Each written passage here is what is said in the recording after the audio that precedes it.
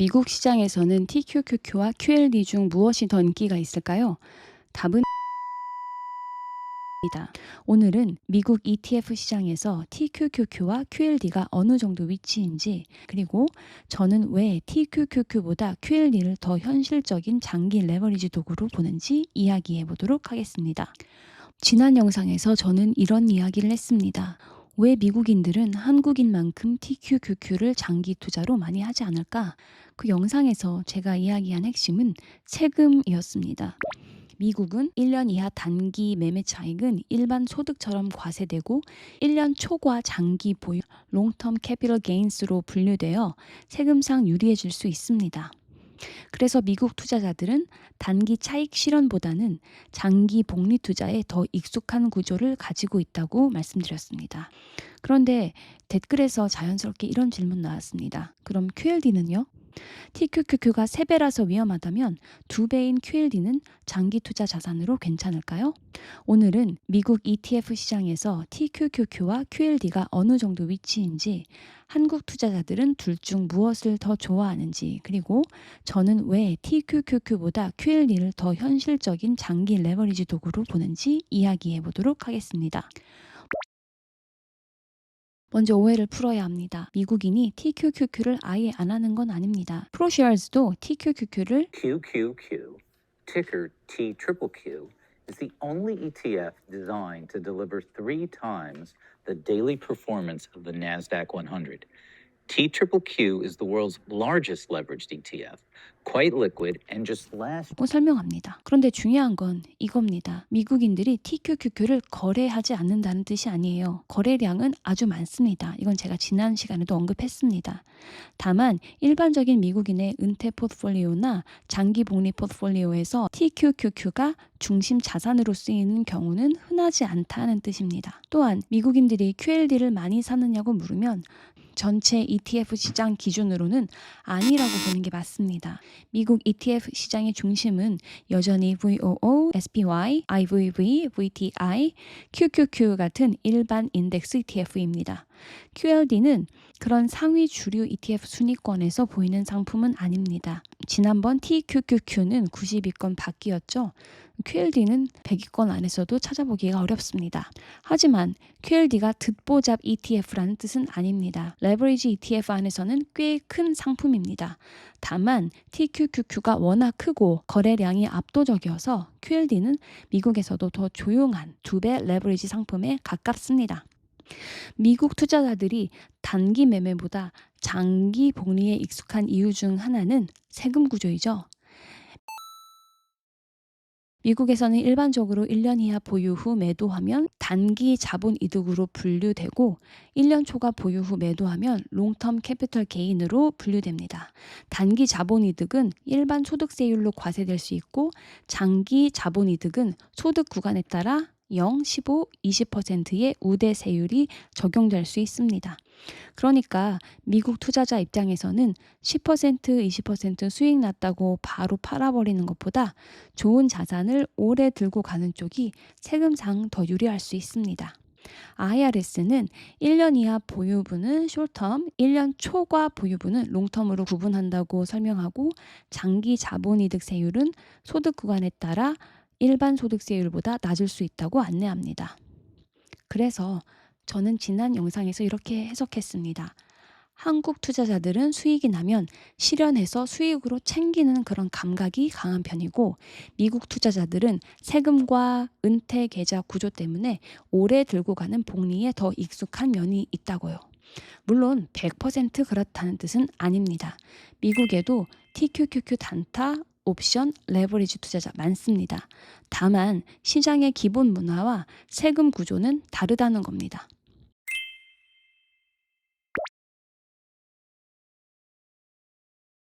그럼 미국 시장에서는 TQQQ와 QLD 중 무엇이 더 인기가 있을까요? 답은 TQQQ입니다. ETF.com에 따르면 TQQQ의 AUM을 약 303억 달러, 평균 1달러 거래 대금을 약 43억 달러로 표시했고 QLD는 AUM을 약 119억 달러, 평균 1달러 거래 대금을 약 3억 달러로 표시했습니다.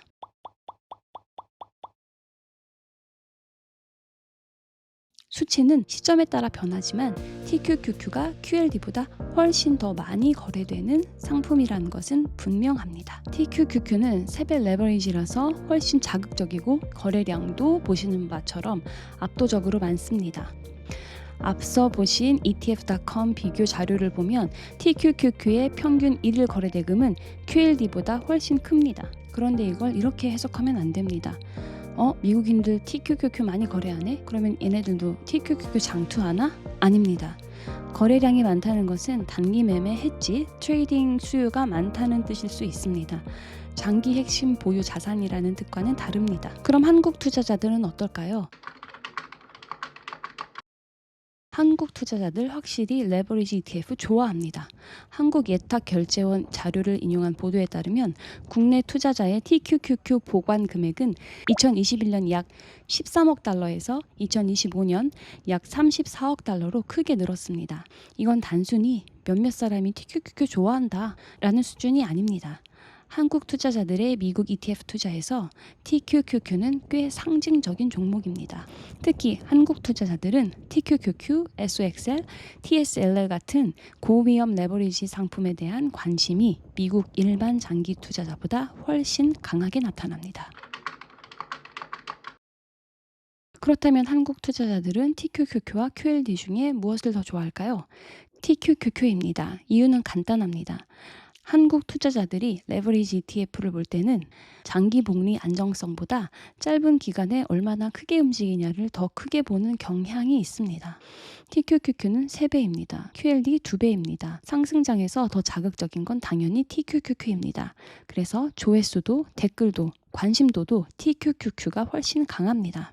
저만 해도 TQQQ 관련 영상이 QLD보다 뷰가 보통 높습니다. 반면 QLD 덜 자극적이죠.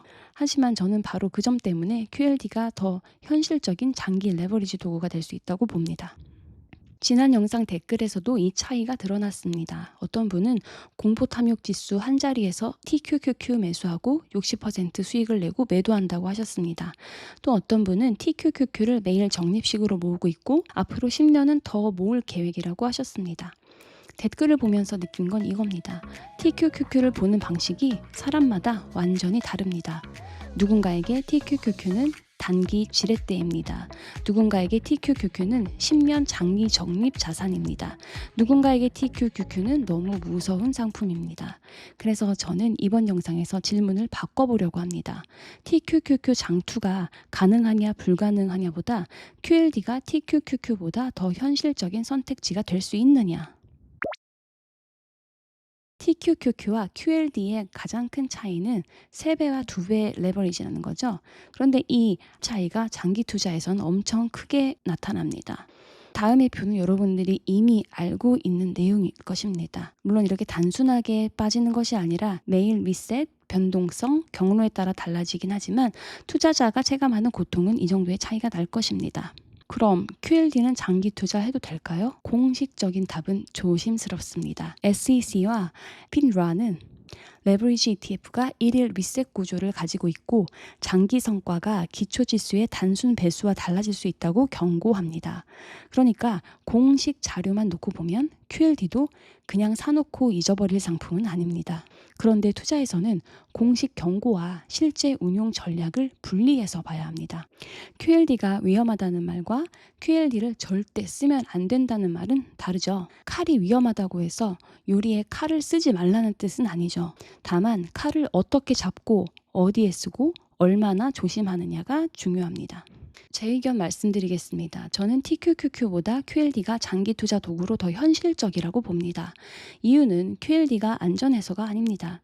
QLD도 위험합니다. QLD도 레버리지 ETF입니다. 하루 수익률 2배를 목표로 하는 상품이지 장기적으로 무조건 나스닥의 2배를 보장하는 상품 아닙니다. 그럼에도 제가 QLD를 메인으로 보는 이유는 2배라는 레버리지가 3배보다는 훨씬 생존 가능성이 높기 때문입니다. 저에게 TQQQ는 상시 핵심 자산이 아니라 폭락장 부스터입니다. 반면 QLD는 비중을 제한하면 포트폴리오의 성장 엔진으로 쓸 수 있다고 생각합니다. QQQM은 레버리지 없는 나스닥의 기준점, SEHD 배당과 심리적인 방어막, SGOE 하락장에 다시 들어갈 탄약, TQQQ는 별도의 부스터입니다. 저는 QLD를 믿는다기보다 QLD를 감당할 수 있는 구조를 믿습니다. QLD 하나만 들고 가면 위험합니다. 하지만 SEHD, SGOV 혹은 여타의 다른 방어막을 같이 치고 간다면 비중 상한과 리밸런싱 규칙을 정한다면 이야기는 달라집니다. 정리하겠습니다. 미국인이 TQQQ를 안 한다는 말은 정확히 말하면 틀린 말입니다. 미국에서도 TQQQ 엄청나게 많이 거래됩니다. 거래량 보셨잖아요. 하지만 미국인의 일반적인 장기 복리 포트폴리오, 특히 은퇴 자산의 중심에 TQQQ가 들어가는 경우는 흔하지 않다는 말입니다. 이유는 세금, 은퇴 계좌, 장기 복리 선호, 그들의 투자 문화, 그리고 세배 레버리지의 생존 문제 때문입니다. 그럼 QLD는 괜찮을까요? 제 답은 이렇습니다. QLD도 위험합니다. 하지만 TQQQ보다 장기 투자 도구로 사용할 여지는 조금 더 크다고 봅니다. 단 조건이 있습니다. 몰빵하면 안 됩니다. 비중을 정해야 합니다. 현금성 자산 필요합니다. 리밸런싱 규칙 있어야 합니다. 그리고 TQQQ와 QLD의 역할이 분리되어야 합니다. 저에게 QLD는 메인 성장 엔진이고 TQQQ 폭락장 부스터입니다. 레버리지 투자는 용기가 아니라 구조입니다. 오래 살아남을 구조가 있다면 QLD는 쓸 수 있지만 구조 없이 들고 가면 QLD도 충분히 위험해질 수 있습니다.